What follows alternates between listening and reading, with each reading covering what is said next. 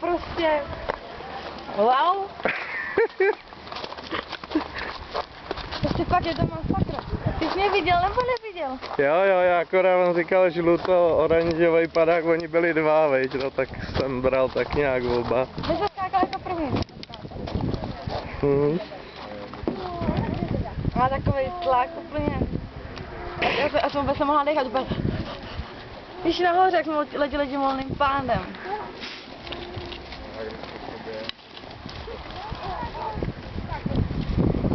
Ne, tady jsem zvednul žaludek. Kde? V letadle? Jak to stoupalo? Ne, nahoře. Nahoře. Protože ono po 15 tisících vyskakovali první 3 lidi. Takže to otevřelo a já jsem se dělala přímo u těch dveří, já jsem to vyšla.